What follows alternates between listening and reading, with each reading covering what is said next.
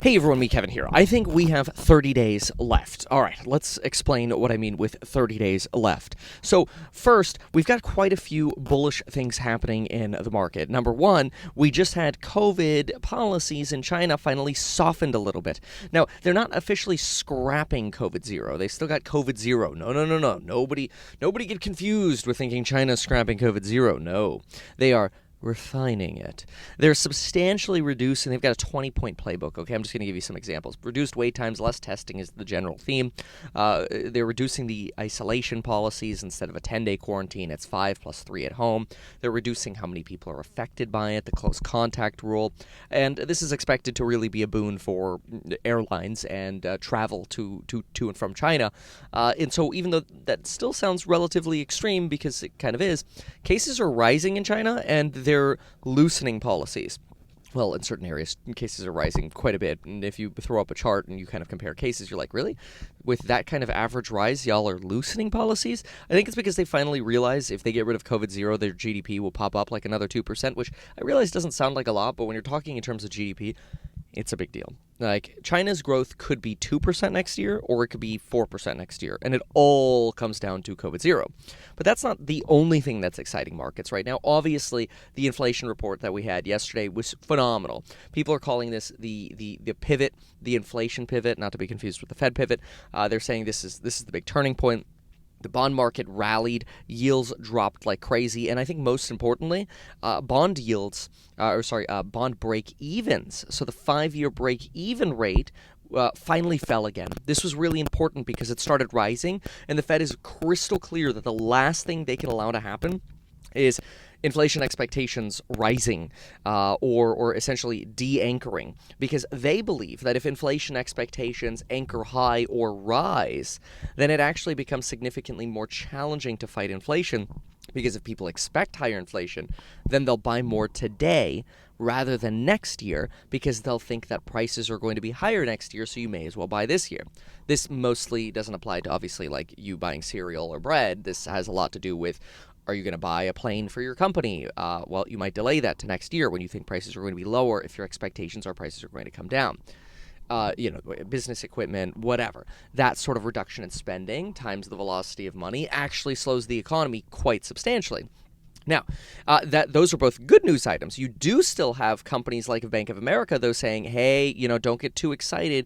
Big tech and growth companies are still going through a big derating, and we expect that derating to continue. They're saying this derating is expected to continue because service and wage inflation is still high. And yes, this is true. Service and wage inflation is still high. And this is where I think it's really important to look for companies that we actually think can grow earnings per share. Now, I don't think the market has actually properly evaluated that sort of difference yet. And I think that's one of the reasons, in addition to obviously the Twitter drama, that you're seeing Tesla suffer as badly as it is. But if you are a Tesla investor and you're scratching your head going, what the hell? This is supposed to be like a recession-resilient stock. I think what's happening is you've kind of got a massive sell everything attitude going on. Last week at Bank of America alone, I have a statistic here, Bank of America alone, not only did they have net outflows of $4.6 billion, but they basically suggested retail capitulation was happening before the CPI report. Money was flowing into bonds and cash. And really, what's going to happen, in my opinion, I know I'm a licensed financial advisor. I know I've got some amazing courses linked down below with some great perspective, Black Friday coupon code as well. But just my opinion, I believe that what happens is, we go through this tech rating, derating, which we've actually already seen much of, I feel, and you're going to see companies that can actually still grow EPS stand out with their forward returns above the rest. Now, that doesn't mean the entire market's not going to move up. You're going to see rising tide lifts all ships, right? If we have a rally for the next 30 days, rising tide lifts all ships. But the question is going to be, what are those returns going to look like over the next year? Well, I believe those returns are heavily going to be centric on, or heavily going to benefit companies whose earnings per share is growing substantially more than others. So, for example, if you have Amazon EPS flat, just as an example, that doesn't mean it's not going to go from 100 to 150. But if you have their EPS flat, and then let's say Tesla's EPS is growing at 40, 50%, I would expect an outsized return, let's just say. So, again, could be totally wrong. And it doesn't just have to be Tesla, right? Look at companies that are growing earnings per share like crazy. And also remember that Goldman predicts that the bottom of the stock market actually tends to come 6 to 9 months before the bottom of EPS. So you want to keep that in mind as well. So EPS growth companies, there are a lot of them. You really want to look for companies that have pricing power, which has gotten really challenged. A lot of advertising companies just don't have as much pricing power as they used to, but they still have some pricing power. I think, for example, Netflix and Disney going to a subscription ad model, subscription and ad model, like cheaper, is kind of a sign of a lack of some degree of pricing power, right? And you've got uncertain systems in terms of like, hey, are those advertisements actually going to turn any kind of profits for these companies? We'll see. I mean, certainly you would expect more income than zero, but is it enough to actually make sense? I mean, yesterday you had Amazon talk about potentially cutting Amazon Alexa because it's costing them billions of dollars, and the world just hasn't moved to voice, despite how many times Gary Vee over the last 3 years has said everything's going to voice. It's either just not actually moving to voice, or I mean, personally, I still find voice relatively frustrating. It's difficult to fully get it to understand me. I can type faster than I can get Siri to understand what I'm saying, which I feel like is kind of ridiculous. But sometimes I feel like Siri was better 10 years ago, when it was actually maybe it was a little more than 10 years ago. Did you know Siri used to be a separate company? It was actually bought by Apple. It was an app in the App Store, I want to say in like 2008 or 2009. I used to have it. It was an app called Siri. Apple bought it, and it became part of Apple.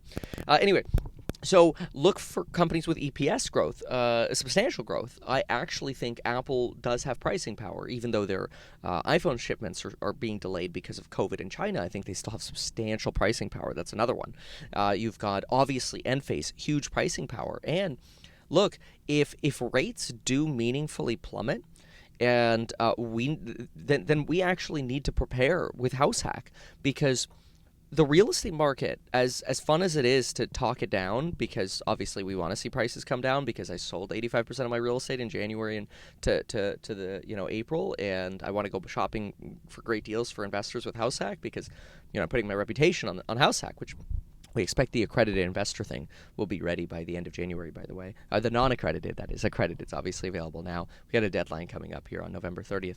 But anyway, so go to househack.com to learn more about that and read the solicitation. This video is not a solicitation. But anyway, if rates plummet, we're going to see a floor put under the housing market very, very quickly. And that's going to be a very strong support for residential investments type stocks. See, like, the housing market needs to stay bad probably through the summer of next year for you to actually see a derating of EPS and growth and PE multiples at like a company like Enphase. But otherwise, they're growing like crazy. They're a phenomenal company. It's just if the Fed U-turns and prices come down before the real estate market really has that long of sustained pain that people are like, no, I'm not buying solar panels anymore, and therefore using Enphase inverters and they're microinverters or batteries. Well, then Enphase could survive very well. So we'll see. We'll see. Everything is dependent on Powell. Now, do also remember, when I say we have 30 days left, it's because you have the CPI, and the next CPI comes out on December 13th. If that comes in bad, all of this excitement instantly probably gets eradicated, because then it's like, oh my gosh, okay, fool me once, shame on you, fool me twice, shame on me. And look, we've been fooled before already. We thought inflation peaked, and then we had a rally, and then it didn't. And then we got Jackson Hole, and then we got Jerome Powell, right? So I just want to leave you with this. Remember that Nikki Leakes from the Wall Street Journal and Jerome Powell both together have made it very clear the Federal Reserve hates stock market rallies. The only good news is that break-evens are falling.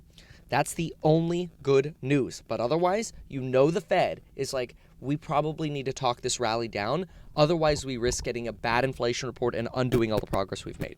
That's bad. But what's good is that amazing 60% off coupon code down below. Elite Hustlers University, for those of you looking to increase your income. It'll have special live streams, special daily lectures added. That's why there's a subscription component to it. And then, of course, the Zero to Millionaire Real Estate Investing course is getting new lectures, and the Stocks and Psych course is getting new lectures in December. Both of those are getting an update totally for free for existing members and anybody who joins before then. Thank you so much, and folks, we'll see you very soon.